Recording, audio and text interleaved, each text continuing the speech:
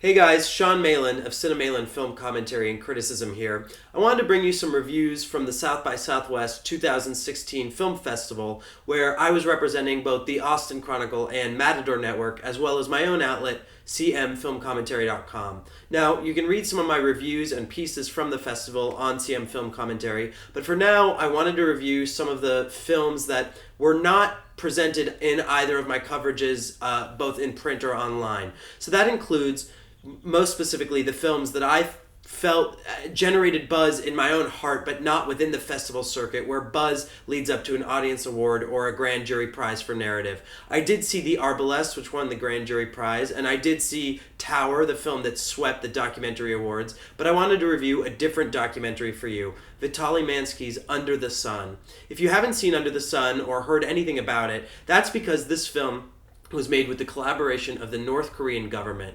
Vitaly Mansky, a Russian director, wrote, directed, and originated the idea, and while bringing it to the North Korean government, North Korea's government installed directors of tourism who helped him to organize and plan the film, in the meantime creating a documentary that read somewhere in between North Korean propaganda and Joshua Oppenheimer's The Act of Killing. It's a feature-length documentary that follows a young girl, Jin-mi, and her two parents who, while they seem to have real jobs in the working world, her father as an electrician and her mother as a school teacher, in the eyes of the North Koreans, a propagandist film would be that Jin-mi's father is the head of a factory and the manager of one of the most successful factories in the North Korean capital. And Jin-mi's mother, of course, works at a blossoming soy milk factory.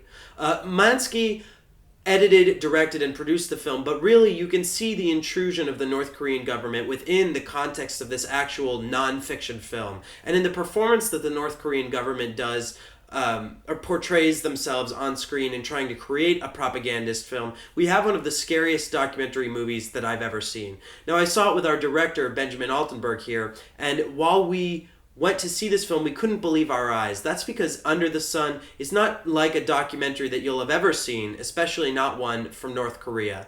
North Korean films, the things that you see on YouTube or the clips that you see on documentary news channels or through the Human Rights Commission, which was heavily involved with the Under the Sun premiere at South by Southwest, you will see sometimes a hidden camera, somebody who's taken their DV cam and stuck it into their big, backpack, their tourist backpack, and while touring with the North Korean government is taking sly, covert shots of what's happening in the real North Korean capital. That is not Under the Sun. Under the Sun is an aesthetically diverse, brilliant documentary of high-budget filmmaking. The film seems to have been shot on a high-definition DSLR, possibly the Arri Alexa, or even a Red Dragon. It's some of the most high-definition photography I've ever seen from East Asia, in fact, outside of the major blockbuster action films like the Ip Man series or The Raid, or coming out of South Korea, many of the horror films that have become a major staple of the American independent diet, most recently films like I Saw the Devil or the films of Park Chan-wook.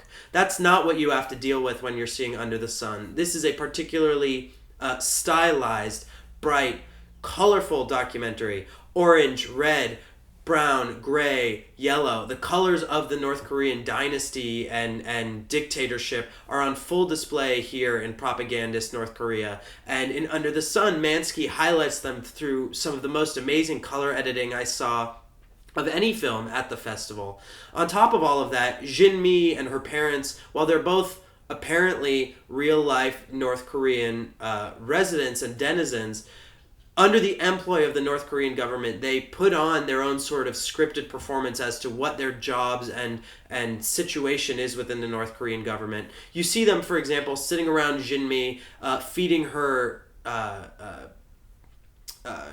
the cabbage.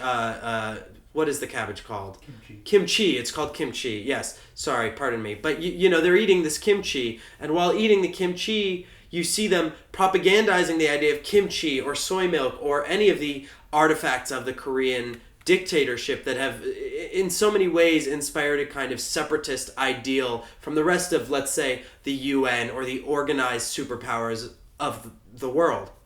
Under the Sun is about this separatism, not just between a European and North Korean style in the way that they operate their governments, but also in the idea that the North Korean government doesn't want to play fair with filmmaking, with propaganda, with televisions, with music, or with any of the citizens of its country. This is a human rights film shrouded as a documentary biography about Jin Mi, and I suspect that Vitaly Mansky, the director, will no longer be allowed in North Korea. Nor do I think that the North Korean government, upon seeing that this film played in the documentary feature competition at South by Southwest, they'll not allow Mansky back into their country. They will recognize this as an act of subversion. They would have to be completely blind not to. Because what's revealed in Under the Sun is both an aesthetic difference and a governmental difference so severe that the Human Rights Commission would see the North Korean dictatorship and its oppression and sort of commanding of its citizens as being a manipulation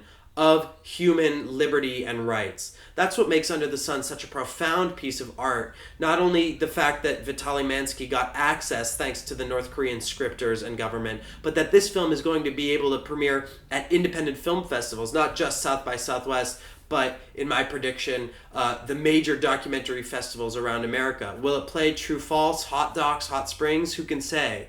But what I know is that Mansky's ultimate career through Under the Sun will resemble the work and the respect that have come to Joshua Oppenheimer through his films The Act of Killing and The Look of Silence. Subversive films that present the Indonesian government as people who don't know that they're not making a propaganda film, but who think, on the contrary, that they are making a film that heroizes them rather than one that demonizes them. That's Under the Sun's greatest accomplishment, and it was one of the most powerful features at the South by Southwest 2016 Film Festival. I thank the Austin Chronicle for having me there, and I hope that you will watch more reviews on cmfilmcommentary.com.